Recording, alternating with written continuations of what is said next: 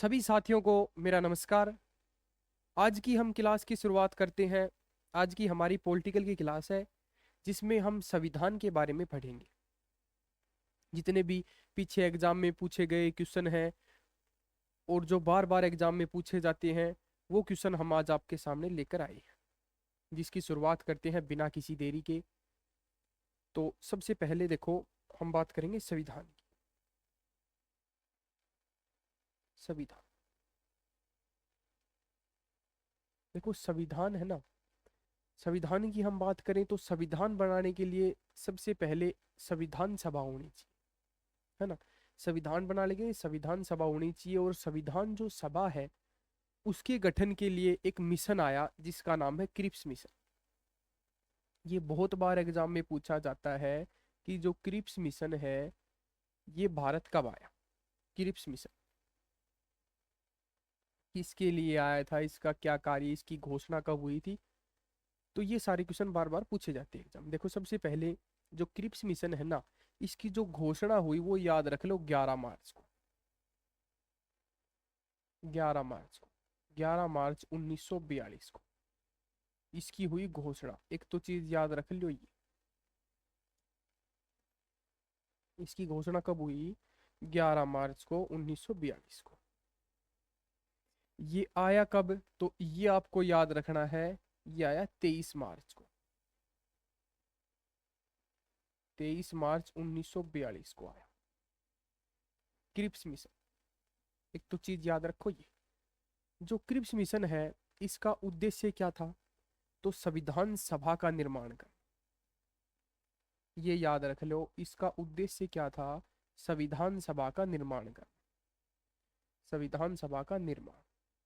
इसका जो उद्देश्य था वो था संविधान सभा का निर्माण करना। क्रिप्स मिशन का उद्देश्य था संविधान सभा का निर्माण करना, ठीक है। ये ब्रिटेन के द्वारा भेजा गया। इसमें क्या था कि भारतीयों ने इसे इनकार कर दिया, अस्वीकार कर दिया।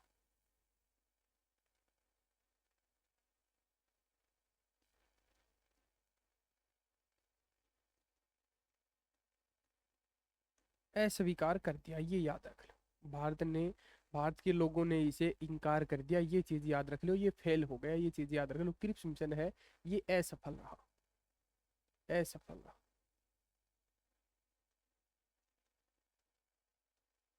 असफल रहा। एक तो चीज याद रख लो, ये क्रिप्स मिशन है। महात्मा गांधी ने क्या कहा, इसे पोस्ट डेटेड चेक कहा है क्रिप्स मिशन को, ठीक है। एक चीज याद रख लो, ये क्रिप्स मिशन है। इसमें क्या है, उस समय जो ब्रिटेन का प्रधानमंत्री था वो कौन था, तो ये याद रख लो। ब्रिटेन का जो प्रधानमंत्री है ना, प्रधानमंत्री, उस समय जो ब्रिटेन का जो प्रधानमंत्री था वो कौन था, Winston Churchill. Winston Churchill Britain का प्रधानमंत्री। क्रिप्स मिशन जब आया उस समय ब्रिटेन का प्रधानमंत्री कौन था, विंस्टन चर्चिल, ठीक है। इसका उद्देश्य क्या था, संविधान सभा का निर्माण करना। ये फेल हो गया, इसे अस्वीकार कर दिया गया भारत के लोगों के द्वारा, ठीक है। और ये क्रिप्स मिशन किस लिए आया था, संविधान सभा के निर्माण के लिए आया था। इसकी घोषणा कब हुई, 11 मार्च याद रख लियो। और इसको जो आया ये 23 मार्च 1942 को ही आया। तो ये याद रख लो क्रिप्स मिशन। उसके बाद हम बात करेंगे कैबिनेट मिशन की। अगला हमारा क्वेश्चन है कैबिनेट मिशन। कैबिनेट मिशन, ये जो कैबिनेट मिशन है ना, देखो यहाँ से हर एग्जाम में क्वेश्चन पूछा जाता है। आप पीछे के कोई एग्जाम उठाओ जिसमें प्रीवियस ईयर क्वेश्चन है। अगर हम संविधान की बात करें तो इसमें यहाँ से क्वेश्चन पूछा ही जाता है। कैबिनेट मिशन की हम बात करें तो ये कब आया था, 1946 में आया था। ये याद रख लो, मार्च 1946 में आया कैबिनेट मिशन, ठीक है। इसका भी उद्देश्य था संविधान सभा का निर्माण करना, संविधान सभा का निर्माण करना, संविधान सभा का निर्माण करना। ये कैबिनेट मिशन है। इसी के आधार पर भारत का संविधान बना था, ये चीज भी याद रखें। कैबिनेट मिशन के आधार पर भारत का संविधान है वो किसके आधार पर बना, तो कैबिनेट मिशन के आधार इसमें क्या है, 3 सदस्य आते हैं कैबिनेट मिशन में। एक याद रखना है आपको, स्टेफर्ड क्रिप्स, स्टेफर्ड क्रिप्स याद रख लो। एक याद रखना है पैथिक लॉरेंस,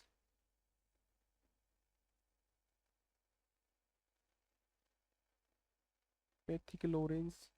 एक याद रखना है एवी अलेक्जेंडर, एवी अलेक्जेंडर।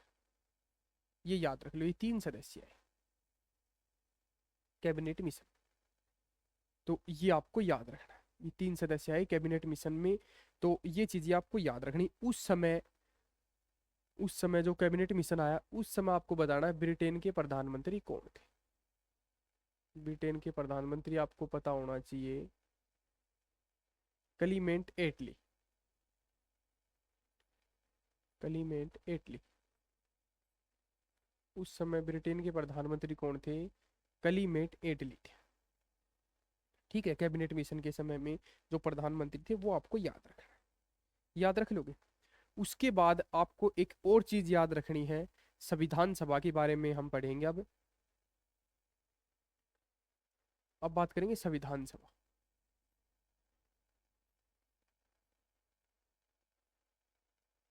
संविधान सभा, देखो सबसे पहले बात करेंगे संविधान सभा में पहली बैठक। संविधान सभा की पहली बैठक, संविधान सभा में जो पहली बैठक हुई वो आपको याद रखना है 9 दिसंबर 1946 को। कब हुई, 9 दिसंबर 1946 को संविधान सभा की पहली बैठक हुई, 9 दिसंबर 1946 को। उस समय एक अस्थायी अध्यक्ष बनाया गया डॉक्टर सच्चिदानंद सिन्हा को। उस समय अस्थायी अध्यक्ष बनाया, अस्थायी अध्यक्ष किसे बनाया गया, डॉक्टर सच्चिदानंद सिन्हा, डॉक्टर सच्चिदानंद।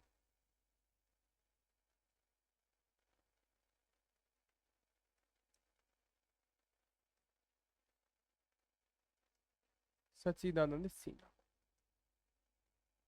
ये याद रखना। उस समय अस्थायी अध्यक्ष बनाया गया डॉक्टर सच्चिदानंद सिन्हा को। सबसे ज्यादा उम्र के थे डॉक्टर सच्चिदानंद सिन्हा। उनको पहली बैठक हुई 9 दिसंबर 1946 को। उस समय याद रख लो अस्थायी अध्यक्ष बनाया गया। उसके 2 दिन बाद दूसरी बैठक होती है संविधान सभा की। जो दूसरी जो बैठक होती है, दूसरी बैठक होती है 11 दिसंबर को, 11 दिसंबर 1946 को। उस समय याद रख लो कि स्थायी अध्यक्ष बनाया जाता है, स्थायी अध्यक्ष, स्थायी अध्यक्ष बनाया जाता है डॉक्टर राजेंद्र प्रसाद को, डॉक्टर राजेंद्र प्रसाद। किसे बनाया जाता है, डॉक्टर राजेंद्र प्रसाद को स्थायी अध्यक्ष बनाया जाता है। दूसरी बैठक होती है तब, ये याद रखना। ठीक है। और ये जो है ना पहली बैठक में, एक चीज और याद रख लेना कि जो मुस्लिम जो लीग है ना, मुस्लिम लीग, उसने इसका बहिष्कार किया था। मुस्लिम लीग ने इसका बहिष्कार किया और पाकिस्तान के लिए एक अलग संविधान बनाने की मांग की थी पहली बैठक में। जो पहली बैठक हुई ना 9 दिसंबर 1946 को, उसमें मुस्लिम लीग ने क्या किया, पाकिस्तान के लिए एक अलग से संविधान बनाने की मांग की थी पहली बैठक। दूसरी बैठक कब होती है, 11 दिसंबर 1946 में। उसमें स्थायी अध्यक्ष बनाया जाता है डॉक्टर राजेंद्र प्रसाद को। 2 उपाध्यक्ष भी बनाए जाते हैं, ये याद रख लो। 2 उपाध्यक्ष बनाए जाते हैं, एक का नाम है H.C. मुखर्जी, H.C. मुखर्जी। ठीक है। दूसरा आपको याद रखना है T.T. कृष्णामाचारी, T.T. कृष्णामाचारी। ये 2 उपाध्यक्ष बनाए जाते हैं। ये T.T. कृष्णामाचारी है ना, ये तो उसके बाद जैसे प्रारूप समिति हम पढ़ते हैं ना, प्रारूप समिति का भी अध्यक्ष होता है ये T.T. कृष्णामाचारी। और एक बार एक पीछे एग्जाम में, HCS का एग्जाम में भी मैंने क्वेश्चन देखा था, उसमें देखा था कि जो राजस्थान है उसमें, हेलो हेलो, तो उसमें देखो राजस्थान में है ना, जो ये देसी रियासतें होती है ना, तो राजस्थान में रियासतों का जो प्रतिनिधित्व करता है वो कौन करता है, तो याद रखना टी कृष्णामाचारी करता है। ठीक है, तो एक चीज ये भी याद रखना, राजस्थान में जो रियासतें हैं उनका प्रतिनिधित्व कौन करता है, टी कृष्णामाचारी करता है। उसकी बात करेंगे बाद में, प्रारूप समिति की पहले ये चीज याद रख लो। ये दूसरी बैठक की बात याद रखनी है आपको। तो उसमें देखो एक तो स्थायी अध्यक्ष हो गया डॉक्टर राजेंद्र प्रसाद, एक उपाध्यक्ष याद रख लियो एच सी मुखर्जी और टी कृष्णामाचारी। एक याद रख लेना संवैधानिक सलाहकार भी याद रख लेना, सलाहकार B N Rao। संवैधानिक सलाहकार याद रख लेना B N Rao को बनाया गया। एक चीज ये भी याद रख लेना, ये टी कृष्णामाचारी है ना, ये याद रख लेना कि जो डीपी खेतान है ना उसकी मृत्यु के बाद में क्या होता है, टी कृष्णामाचारी है ये प्रारूप समिति है उसका अध्यक्ष बनता है, उसमें जो सदस्य है उसमें शामिल हो जाता है, 7 सदस्य है ना उसके, उसमें शामिल हो जाता है, ये चीज याद रखो। ठीक है, तो ये दूसरी बैठक की याद रखनी है। उसके बाद हम बात करेंगे तीसरी बैठक, संविधान सभा की बात करेंगे तीसरी बैठक की। तीसरी बैठक की बात करें, तीसरी बैठक कब होती है, 13 दिसंबर को, 13 दिसंबर 1946 को, 13 दिसंबर 1946 को तीसरी बैठक होती है। और इसमें क्या होता है, ये इसमें उद्देश्य प्रस्ताव पारित होता है, उद्देश्य प्रस्ताव, उद्देश्य प्रस्ताव पारित होता है इसमें। 13 दिसंबर 1946 में क्या होता है, उद्देश्य प्रस्ताव पारित होता है। उद्देश्य प्रस्ताव पारित कौन करता है, पंडित जवाहरलाल नेहरू,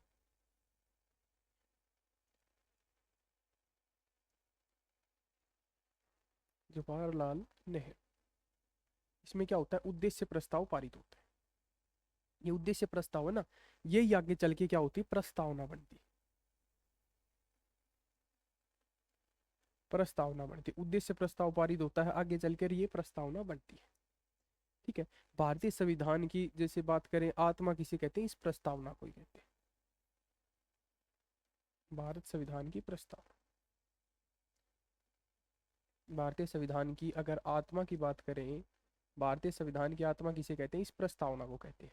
भारत संविधान की कुंजी भी कहते हैं इस प्रस्तावना को, संविधान की कुंजी, संविधान की कुंजी, ये भी इसे कहते हैं प्रस्तावना। ठीक है, तो तीसरी बैठक में क्या होता है, उद्देश्य प्रस्ताव है वो पारित हो जाता है, ये चीज आप याद रख लेना। उसके बाद देखो बात करें, संविधान सभा में देखो सदस्य कितने थे, संविधान सभा, संविधान सभा में सदस्य की हम बात करें तो 389, ये थे सदस्य थे। ठीक है, 389 है ये सदस्य संविधान सभा में, ये सदस्य थे 389, इसमें ये याद रख लेना। जिसमें क्या होता है, 93 है ना वो देसी रियासत, कितने सदस्य पर, 93 जो हैं जो देसी रियासत से थे, देसी रियासतों से। जैसे बात करें निर्विरोध रूप से चुन लिए गए थे।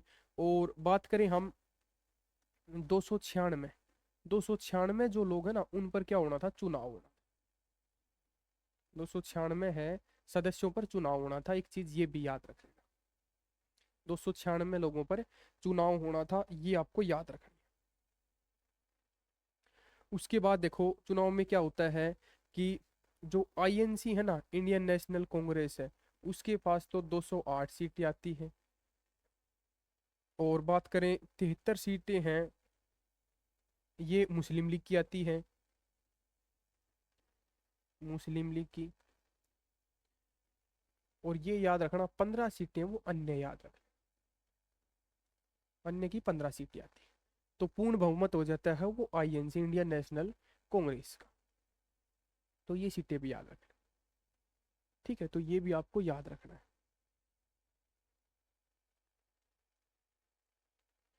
याद रख लोगे। चलिए आगे, उसके बाद देखो आगे हम बात करेंगे,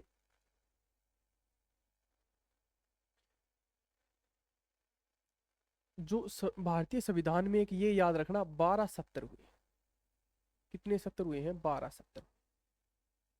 ठीक है, एक चीज याद रखनी है आपको, ये इसमें कितने सत्र हुए हैं, 12 सत्र। पहला जो सत्र है ना वो 9 से लेकर 23 दिसंबर, 9 से लेकर 23 दिसंबर याद रख लेना। जो 1946 को, 9 से लेकर 23 दिसंबर 1946 को। और एक आपको याद रखना है जो 12वां जो सत्र है ना, वो आपको याद रखना है 24 जनवरी 1950। ये हुआ 12वां सत्र। इसमें क्या होता है, 24 जनवरी 1950 में याद रख लो 12वां सत्र जो अंतिम सत्र होता है ना, इसमें एक चीज ये याद रखना, भारतीय संविधान पर हस्ताक्षर हुए थे। ये चीज भी आप याद रखना, भारतीय संविधान पर हस्ताक्षर हुए वो 24 जनवरी 1950 को हुए। ठीक है, तो ये भी चीज आपको याद रखनी है। कितने लोगों, कितने सदस्यों को हस्ताक्षर हुए, तो आपको याद रखना है 284, 284 सदस्य, सदस्य ने क्या किया, भारतीय संविधान पर हस्ताक्षर किए। 8 महिलाएं याद रख लेना, महिलाएं कितनी थी, तो 8 महिलाएं, 8 महिलाएं थी, 284 सदस्य, ये चीज याद रख लेना। पहले हस्ताक्षर करने वाले कौन थे भारतीय संविधान पर, सबसे पहले हस्ताक्षर करने वाले कौन थे, तो ये आपको बताना है कौन थे। सबसे पहले हस्ताक्षर करने वाले कौन थे, ये बताओ कौन थे। जो भी बताए डॉक्टर राजेंद्र प्रसाद, वो बिल्कुल सही है। ठीक है, ये चीज भी आपको याद रखनी, याद रख लोगे। उसके बाद देखो हम बात करेंगे प्रारूप समिति की। अब हमें पता होना चाहिए प्रारूप समिति, प्रारूप समिति। इसमें देखो क्या होता है, प्रारूप समिति जो है ना, इसके याद रख लो अध्यक्ष कौन है, प्रारूप समिति के अध्यक्ष आपको पता होना चाहिए डॉक्टर भीमराव अंबेडकर, भीमराव अंबेडकर। इनका अगर आपसे जन्म पूछ लिया जाए ना, तो 1891 याद रख लो जन्म, और 1956 याद रख लो मृत्यु। ये याद रख लो प्रारूप समिति। प्रारूप समिति है ना, प्रारूप समिति का जो प्रारूप जो तैयार किया ना, प्रारूप, प्रारूप तैयार किया, ये प्रारूप किसने तैयार किया, तो आपको पता होना चाहिए बी एन राव। किसने तैयार किया, बी एन राव ने। याद रख लोगे, जो प्रारूप तैयार किया ना वो किसने किया, बी एन राव ने, जो कि संविधान सभा में मैंने बताया ना संवैधानिक सलाहकार था, तो वो बी एन राव ही था। प्रारूप कौन सी समिति के तहत हुआ प्रारूप, तो आपको पता होना चाहिए परामर्श समिति, परामर्श समिति, परामर्श समिति के तहत प्रारूप तैयार हुआ। किसने तैयार किया, बी एन राव ने, जो कि संवैधानिक सलाहकार, जो कौन है, संवैधानिक सलाहकार, उन्होंने तैयार किया। ये चीज याद रखना प्रारूप समिति का, याद रख लोगे। इसमें सदस्य मैंने बताया आपको कितने सदस्य हैं, 7 सदस्य हैं। प्रारूप समिति में कितने सदस्य हैं, 7 सदस्य। कितने सदस्य हैं, 7 सदस्य। अब देखो कौन कौन है वो 7 सदस्य। सबसे पहले मैंने आपको बता दिया अध्यक्ष कौन है, B R Ambedkar, doctor Bhimrao Ambedkar.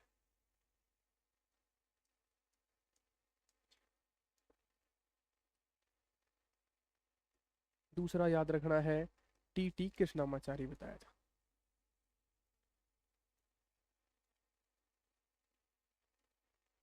एक याद रखना है मोहम्मद सादुल्ला।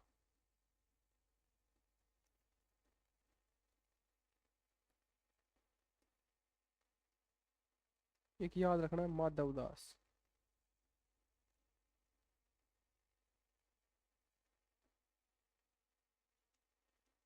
एक याद रखना है गोपाल स्वामी अयंगर। एक आपको याद रखना है कृष्ण स्वामी अय्यर,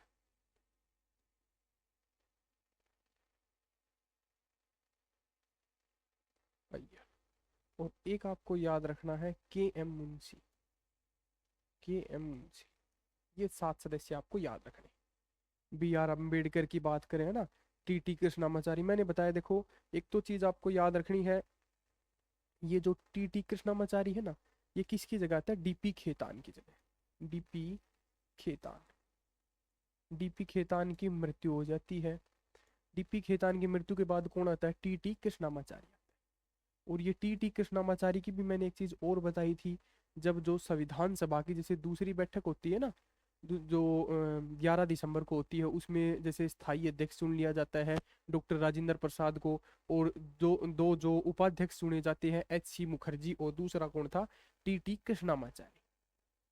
एक ये भी याद रख लेना, ठीक है, वो यही थे। एक और चीज, ये डीपी खेतान के बाद में चुने जाते हैं, ये इसके सदस्य बनते हैं।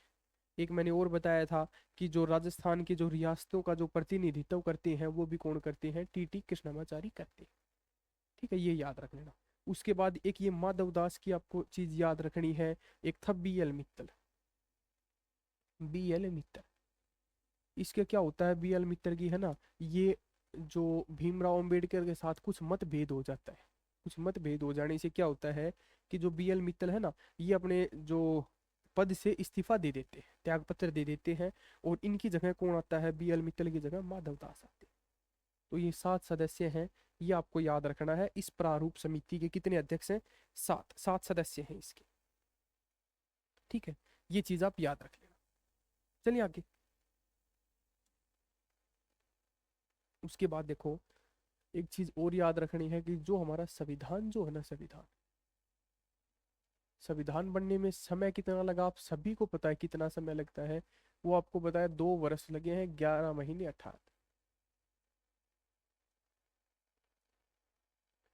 18 दिन, ये समय लगा। 114 दिन इस पर बहस चली, ये चीज याद रख लेना। ये जो संविधान हमारा ये बनकर तैयार कब हो जाता है, तो आपको याद रखना है 26 नवंबर को।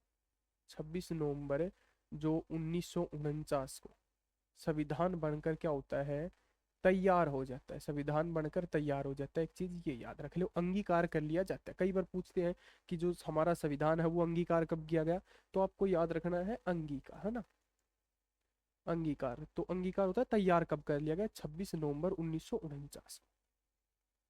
लागू कब किया गया, तो आपको पता होना चाहिए 26 जनवरी को, ठीक है, 1950 को लागू किया गया। अब ये बताना है कि ये 26 जनवरी को ही क्यों लागू हुआ, 26 जनवरी को ही क्यों लागू हुआ। तो इसके पीछे देखो, एक चीज आपको याद रखनी है, एक होता है लाहौर अधिवेशन, उसकी चीज देखो याद रखनी है। 1929 में एक होता है लाहौर अधिवेशन, लाहौर अधिवेशन।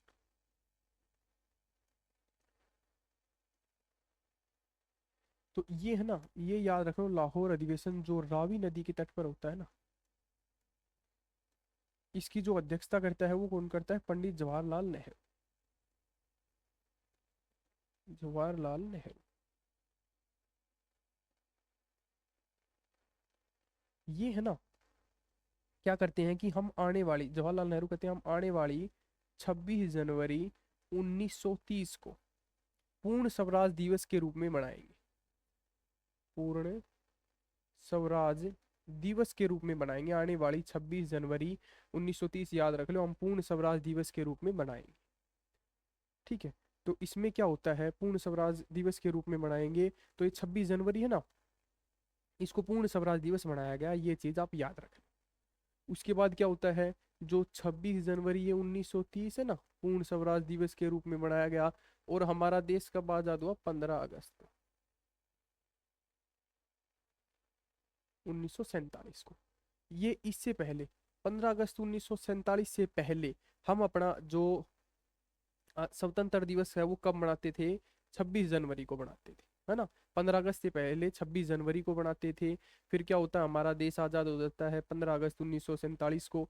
फिर उसमें क्या होता है कि जो ये डेट है ना 26 जनवरी, ये डेट ये भुला दी जाती है ना, जैसे ये डेट है ये भुला दी जाती है, तो इससे क्या होता है कि हमने क्या किया, 26 जनवरी को संविधान लागू किया, है ना।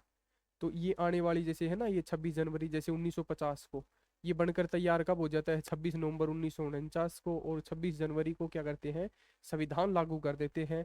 तो इसलिए क्या होता है, 26 जनवरी को हम गणतंत्र दिवस मनाते हैं, और 15 अगस्त को हम क्या करते हैं, स्वतंत्र दिवस मनाते हैं, ठीक है। तो इस डेट को याद रखने के लिए क्या होता है कि 26 जनवरी को संविधान है वो लागू कर दिया जाता है, ये चीज आप याद रख लें,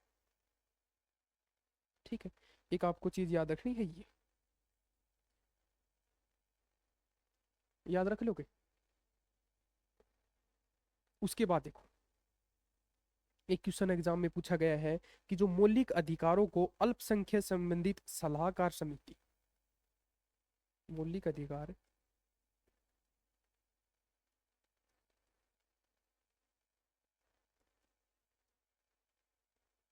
मौलिक अधिकार की अल्पसंख्यक समिति के अध्यक्ष बताने हैं आपको। जो मौलिक अधिकार की जो है ना, याद रख लो, मौलिक अधिकार की अल्पसंख्यक संबंधित जो सलाहकार समिति, अल्पसंख्यक जो सलाहकार जो समिति,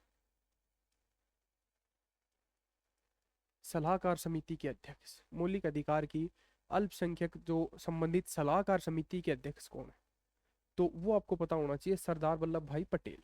कौन है? सरदार वल्लभ भाई पटेल, सरदार पटेल याद रखें, है ना। इसमें देखो एक चीज आपको ये याद रखनी है कि जो मौलिक अधिकार है ना, मौलिक अधिकार कहाँ से लिए गए हैं, तो आपको पता होना चाहिए यूएसए से लिए गए। यूएसए याद रख लेना, कहाँ से लिए गए हैं? यूएसए से लिए गए, यूनाइटेड स्टेट ऑफ अमेरिका से लिए गए हैं मौलिक अधिकार, है ना। मौलिक कर्तव्य कहाँ से लिए गए हैं, अगर मैं पूछूं मौलिक कर्तव्य, मौलिक कर्तव्य जो अगर मैं बात करूँ ना मौलिक कर्तव्य की, तो आप याद रखना रूस से लिए गए, है ना। वो हम आगे बात करेंगे, लेकिन मौलिक अधिकार याद रख लेना। जो मौलिक अधिकार की जो अल्पसंख्यक संबंधित जो सलाहकार समिति है ना, उसके अध्यक्ष कौन है, तो आपको पता होना चाहिए सरदार पटेल है। मौलिक अधिकार है यूएसए से लिए गए हैं। संविधान के याद रख लो, संविधान के भाग 3 में है ना। और बात करें संविधान के भाग 3 में है, आर्टिकल याद रख लो 12 से 35 तक का है ना। आर्टिकल 12 से 35 तक मौलिक अधिकार। भाग 3 को भारतीय संविधान का मेगना कार्टा कहते हैं, भारतीय संविधान का मेगना कार्टा। अब बात करें मेगना कार्टा क्या है, तो ये क्या होता है? एक लिखित पत्र होता है। ये क्या होता है? एक लिखित पत्र होता है। ये क्या होता है? लिखित पत्र। अगर मैं बात करूं मौलिक अधिकार की सबसे पहले अवधारणा की गई, वो कब की गई, तो देखो सबसे पहले एक चीज ये याद रखना, मौलिक अधिकार की जो अवधारणा है ना,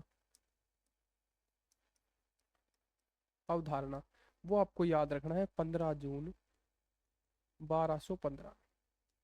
अवधारणा की गई ब्रिटेन, ब्रिटेन में याद रख लो राजा है किंग जॉन, है ना। किंग जॉन, किंग जॉन में क्या है, किंग जॉन जो राजा है ना, वो है एक थीमस नदी, थीमस नदी के किनारे है ना, किनारे नागरिकों के जो अधिकार से रिलेटेड जो पत्र है, वो पत्र देता है, जिसे हम मेगना कार्टा कहते हैं। जो थीमस नदी है उसके किनारे जैसे जो नागरिकों के जो अधिकार है ना, उससे रिलेटेड की बात करें, जो पत्र है वो देता है, वो चीज याद रख लो। तो सबसे पहले जो अवधारणा ली गई वो 15 जून 1215 में ली गई। ब्रिटेन के जो राजा थे किंग जॉन, उनने थीमस नदी के किनारे सबसे पहले जो नागरिकों के अधिकार से रिलेटेड की बात करें ना, संबंधित है, वो पत्र दिया था। एक चीज ये याद रखना। भारत में सबसे पहले इनकी अगर बात करें, हम मांग की बात करें, या वो किसने की, तो एनी बेसेंट ने की, है ना। मौलिक अधिकारों की सबसे पहले मांग की बात करें तो वो किसने की? एनी बेसेंट ने की, जो कि 1893 में भारत आती है ना, जो कि भारतीय राष्ट्रीय कांग्रेस की जो महिला अध्यक्ष भी बनती है 1917 में, है ना। पहली महिला तो सरोजनी नायडू है, वो हम जैसे कि हम जो भारतीय राष्ट्रीय कांग्रेस की हम बात करें उसमें पढ़ते हैं ना। तो एनी बेसेंट ने सबसे पहले इसमें मांग की, किसकी? मौलिक अधिकार की। अब उसमें हम बात करें मौलिक अधिकार कितने हैं, तो ये आपको पता होना चाहिए। जो पहले तो थे 7 अधिकार, मौलिक अधिकार, ठीक है। और अब पहले बात करें 7 अधिकार थे, वर्तमान में कितने हैं? मौलिक अधिकारों की संख्या कितनी है, तो वर्तमान में याद रख लो 6 है। मौलिक अधिकारों की संख्या कितनी है? 6 है। आप चीज एक ये भी याद रख लेना। एक अधिकार है संपत्ति का अधिकार, है ना।